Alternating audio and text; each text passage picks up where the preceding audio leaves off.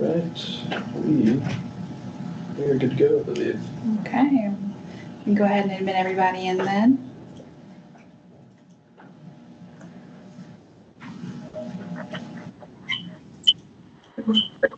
Hello, everybody. Thank you for joining us today. We appreciate it. We'll give it like just a couple more minutes for any late joiners, and then we'll get started right into our presentation and then your questions. Thanks so much. Appreciate it. No problem.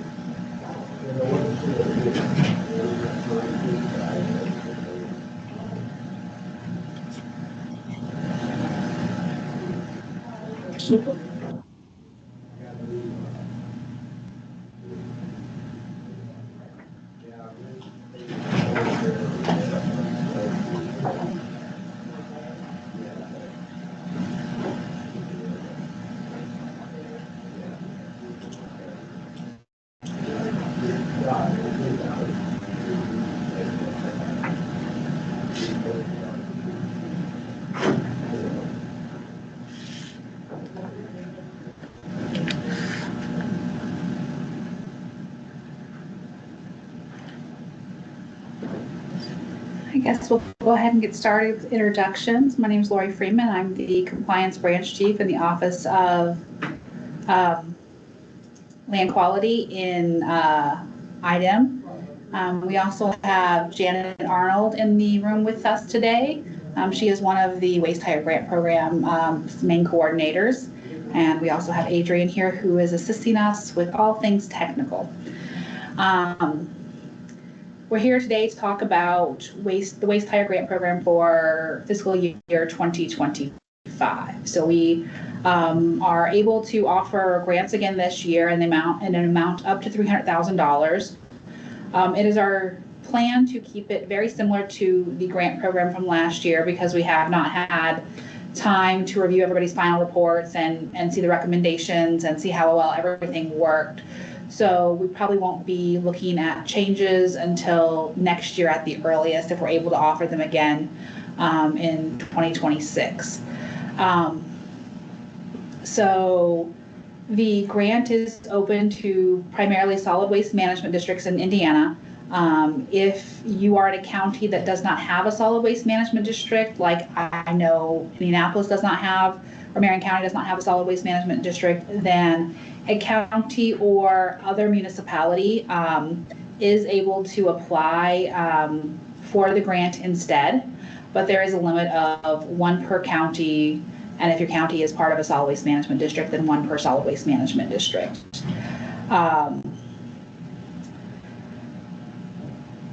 The application period this year will be from December 17th, 2024 to January 17th, 2024. And that again will be a first come, first served basis. So at $10,000 per solid waste management district, that's about 30 applications that we can fund this year. So the first 30 will be funded.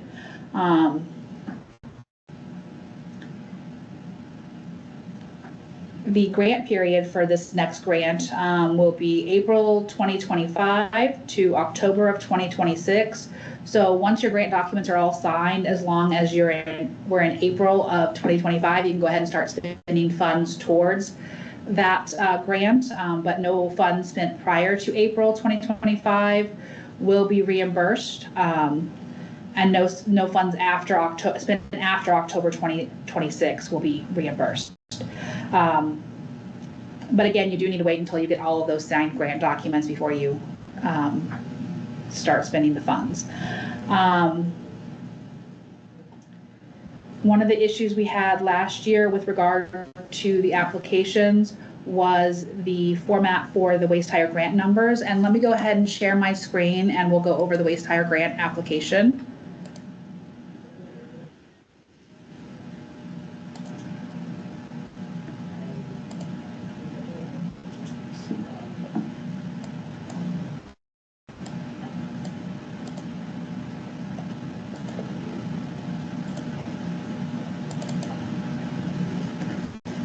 There we go. So the grant form is still the same as it was in 2024. We do have intentions of changing it after this most recent grant period with some of the things that we have noticed that have caused issues for people in the past. But it's fairly a straightforward application. Your organization's name, contact information, a secondary contact in case the primary contact is out of the office for an extended period of time. Want to make sure that we don't have a slowdown on getting these grants issued to you guys.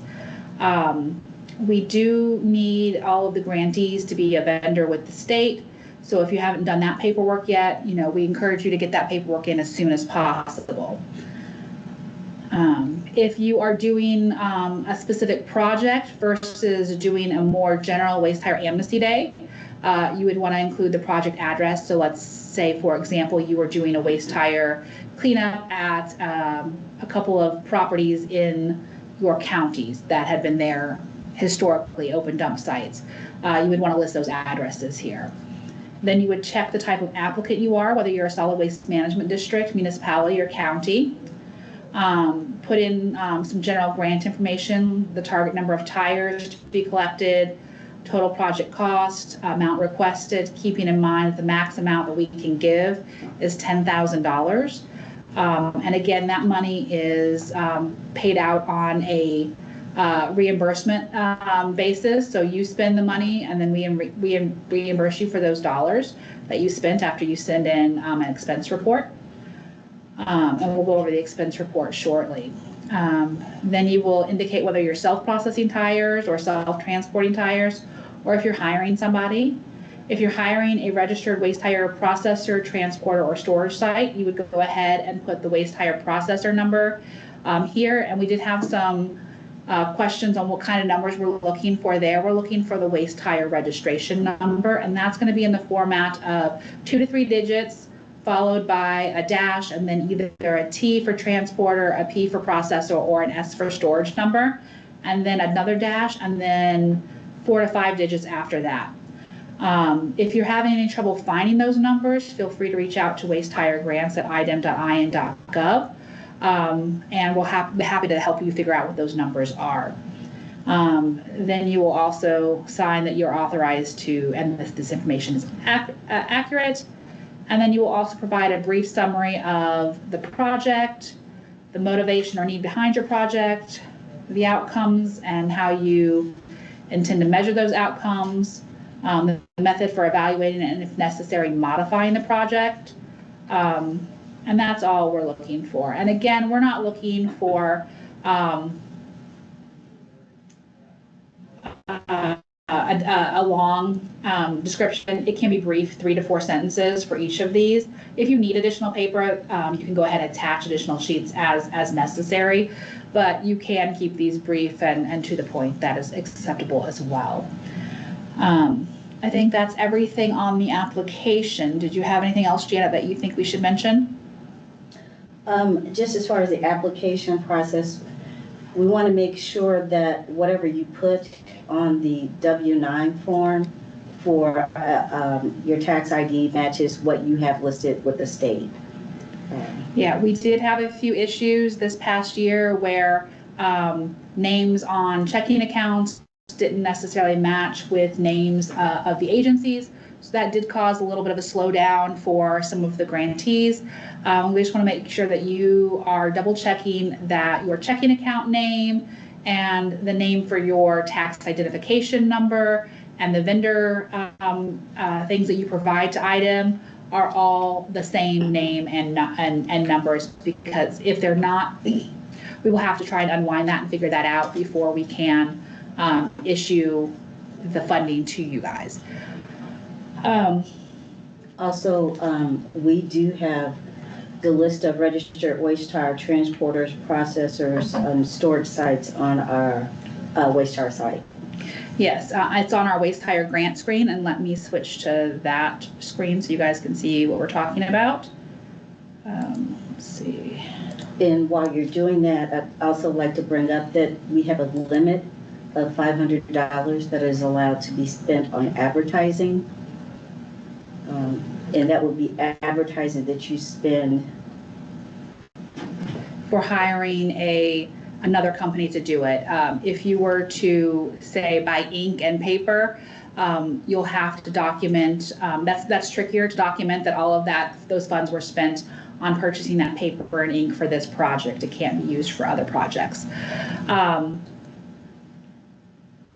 So here is our waste hire grant website, which talks about some of the information that I've just gone over. It includes when our applications will be accepted by, and that the award is up to $10,000. It also has the format of the waste hire, transporter, storage registration numbers, and a link to all of the applications there. And actually, this particular page does not have our list of waste hire process or storage sites. It's on another website, but we'll see if we can get that added to the site when we include our frequently asked questions page on here. It is our intention that after this last webinar, we come up with a frequently asked questions document like we did last year, and then we'll post it onto this website so that you guys can access it at your leisure as you're filling out the application. And this website also has a list of all of the grantees for 2024. Moving on to once you have been awarded a grant, and again, the awards are not finalized until you have the signed grant documentation in your hands. But once you have that, then you'll also need to start asking for reimbursements, and that will be done using the expenditure report. We will need you to include both the grant number and the purchase order number, as well as an invoice from your agency to IDEM to get full funding returned to you quickly. And this is a fairly straightforward form. Again, grantee name, contact number, grant start date and end date. And for the 2025 year, that will be the April of 2025 to October of 2026. So it's April 1st, 2025 to October 31st, 2026 will be what goes into those dates. And then you would put in a description of what expenses you incurred and your proof of payment, attach an invoice and submit it to us for reimbursement. There is no matching amount or in-kind amount that is needed. This is a 100% state-funded grant, provided that you spend the money first, and then we will reimburse you. Moving on from here, at the end, you will do a final report, and that can be done as soon as you have spent all of the money under the grant. You don't have to wait to the end of the grant period of October 31st, 2026. You can complete this as soon as you've spent all the money underneath the grant. Again, you'll put contact information, the person completing the report, their signature, summarize the major activities that were performed during this reporting period, anything else that you had to do or that developed as the project progressed, and answer the question if the original objectives were met and any deviations, indicate the type and amount of tires that were recycled or disposed of, indicate whether participation in recycling or tire disposal has increased as a result of the project, list any other permits or registrations involved with this project since the application was submitted, any additional comments or suggestions, including how to improve the program, we would be very interested in looking at. This is still a fairly young grant to be issued to solid waste management districts, so we are still all learning together. So I think that takes us through all of the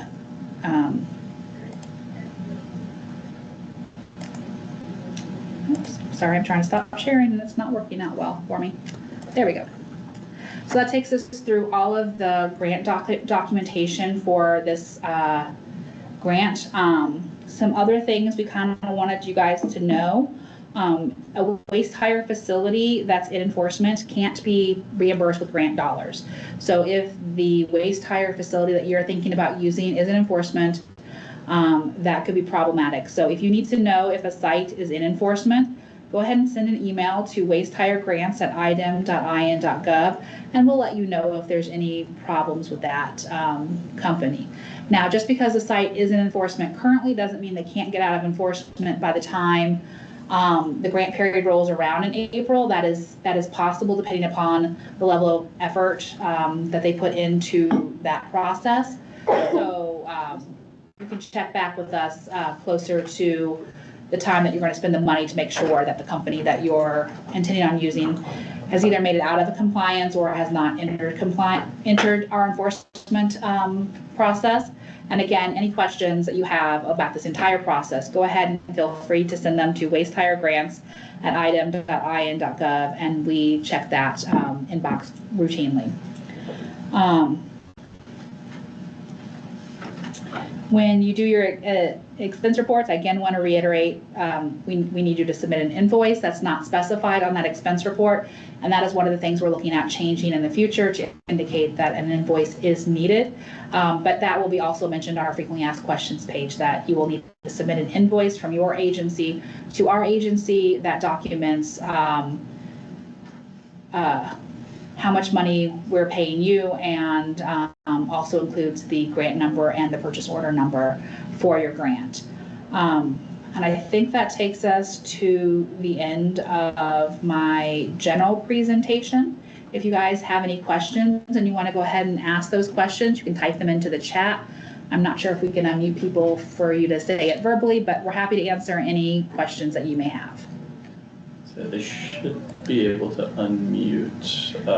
If you see the icon, little microphone icon on the right or top right corner of the screen, if you click that, it should unmute. If that's not working, then you can feel free to put it in the chat. Okay, do we have any questions? And again, all the questions we get, plus the information from last year, will be put into a frequently asked questions document and posted to that website that I showed you, as well as a link to all of the registered waste hire facilities in the state. It looks like we have somebody type in a question.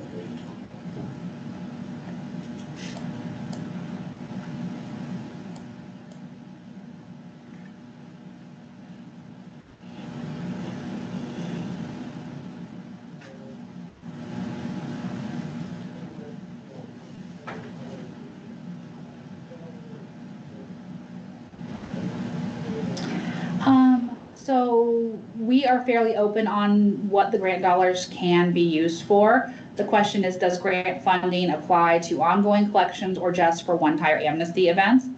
Again, we're fairly open to what the grant money are spent for, as long as the money is going to keep waste hires out of the environment. That is the big goal of this grant. So that can be ongoing collection events funded by a solid waste management district. It can be one-time or yearly amnesty events that you guys offer. It can be cleaning up open dumps in your communities as you discover them. All of those are things that could qualify for this grant, and you would just put it into the description of what your project is on the grant application. So that is the only goal for this grant, is to keep waste hires out of the environment. If they're recycled, that's great, but we don't want them in the communities being a vector attractant, fire hazard, or otherwise a nuisance to communities if we can avoid it. Are there any other questions? Yeah, I have a question. Can you hear me all right? I can. Okay, yeah, this is Carla with DuBois County Solid Waste. I just had a question. You said that the grant time periods will be over on October 30th, 2026. So is that regardless and that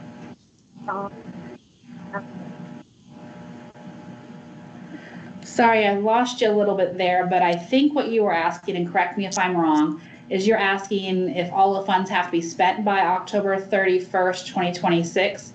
All of the funds for this most recent grant period would be needed to be spent by October 31st of 2026. That's that 18-month period that we did for this last one, and that should hopefully allow for all of the funds to be spent. But if you needed an extension for some reason, you can always ask us for an extension, and it'll go through the review process to see if we're able to grant it. Does that answer your question, Carla? Yeah.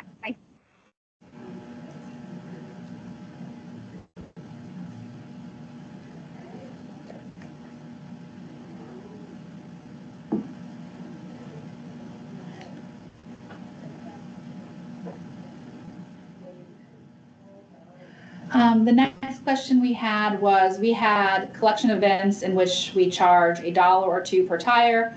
Will we need to host our collection events as free/amnesty events, or do we continue to collect a small amount per tire?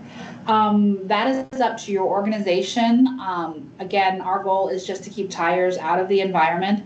So I know, as with everything, costs have gone up in tire collection, and pretty much everywhere. So if you're using this funds to offset how much you have to charge people, so instead of charging them $3 or $4 per tire, you can charge them $1 or $2 per tire. That is up to you and your organization to decide, as long as all of the funds are spent on waste tires being kept out of the environment. And so that's the information we're going to look for in the expense report. We're going to look if the money is going to waste tire transporters, waste tire storage sites, processors, landfills, container collection, container collection people whose names are eluding me right now, roll-off rentals, things like that. One of the things you can't spend funds on are employee costs if you're also getting state dollars or federal dollars. So that's the one thing we can't do. So like your guys's staff time, if you guys are manning the booth, that wouldn't necessarily be able to be covered by this grant. But hiring somebody to work for you for just this grant would be covered, as long as they're not covered by other federal or state dollars.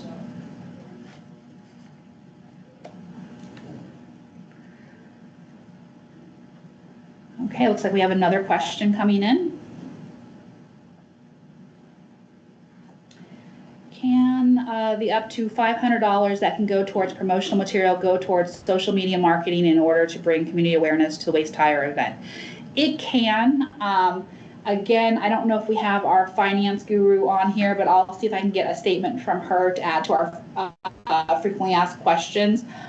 Just as long as the money is appropriately documented that it's for marketing purposes, whether that is flyers or whether that's social media advertising, any of those is acceptable, provided that we have that appropriate documentation showing that all of that money went towards this purpose.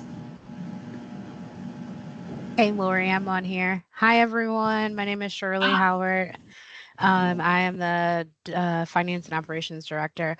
And yes, you are correct. As long as you can provide proof that that money was used for social media marketing, then it's perfectly fine.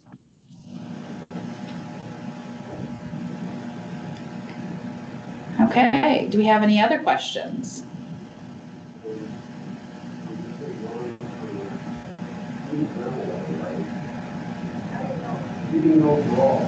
Okay, we'll hang on here for about another 5 minutes or so in case anybody decides to have any last minute questions, but barring that, we'll end a little early today. But all of the questions that we do receive, either via email or via these presentations, we'll go ahead and put in our frequently asked questions document and get that posted to our website. We'll also email it to the Association of Solid Waste Management Districts so that they can send it out to all of the members as well, if that is acceptable. And if any of you don't get a copy and would like a copy, feel free to email wastetiregrants@idem.in.gov and we will send out any documentation that you may need.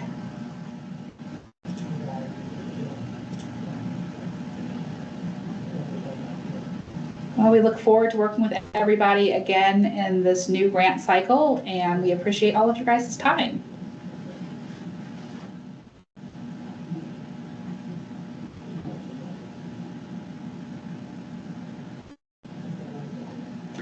You're welcome. We appreciate it again. Thanks for coming and listening to our presentation.